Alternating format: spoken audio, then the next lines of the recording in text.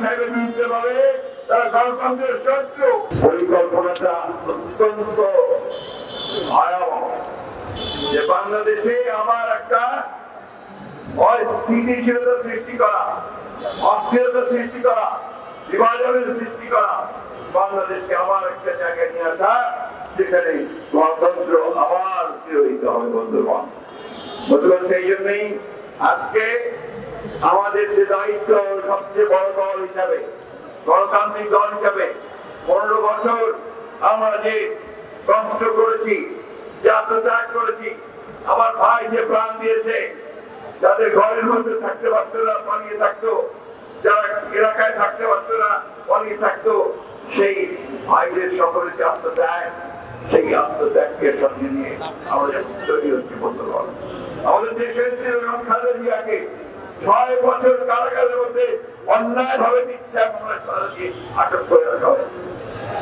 আমাদের নেতাকে মিথ্যা মামলা দিয়ে বাঁচিত করে রাখা হয়েছে। এমন একজন বিএনপি নেতা নাই যার বিরুদ্ধে শত শত মামলা ছিল না। আজকে 60 লক্ষ মানুষের মধ্যে মিথ্যা মামলা দিয়েছিল। আমাদের প্রায় 1700 মানুষকে গুম করেছে। আমরা 24শে জুলাই এবং আগস্টে আমরা একসাথে একজোট হয়ে ছাত্র জনতা আমরা সেই ভয়াবহ ফ্যাসিস্টকে দেশ থেকে বিতাড়িত করেছি।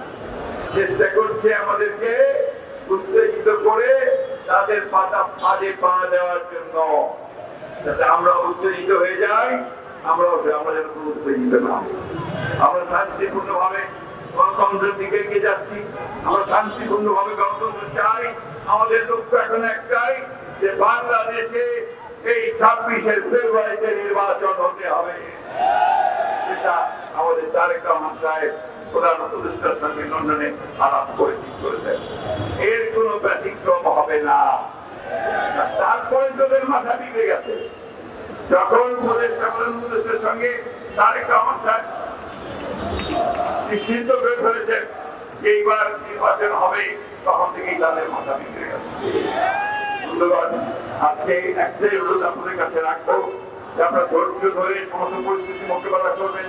নেতাদের কাছে অনুরোধ রাখবো যে আপনারা এমন কিছু দেবেন না যাতে আমাদের গণতন্ত্রের শত্রুরা, যারা আজকে তারেক সাহেবের বিরুদ্ধে বলে তারা গণতন্ত্রের শত্রু, যারা বিএনপির বিরুদ্ধে বলে তারা গণতন্ত্রের শত্রু, এই দেশের মানুষের বিরুদ্ধে কথা বলে। বন্ধুগণ, তাই আসুন আজকে এই শান্তিপূর্ণ একটা র্যালির মধ্য দিয়ে আমরা সবাইকে জানিয়ে দিতে চাই, গণতন্ত্রের প্রশ্নে আমাদের কোনো আপোষ নাই। আমরা নির্বাচন চাই, যে সিদ্ধান্ত হয়েছে সেই সময়টাতেই আমরা নির্বাচন চাই। আমরা মানুষের ভোটের অধিকার ফিরিয়ে দিতে চাই, তার খাওয়া পড়ার ব্যবস্থা করতে চাই, চাকরি সন্ধান করতে চাই, নতুন এক বাংলাদেশ আমরা নির্মাণ করতে চাই। আমাদের নেতা তারেক রহমানের নির্দেশে। আমি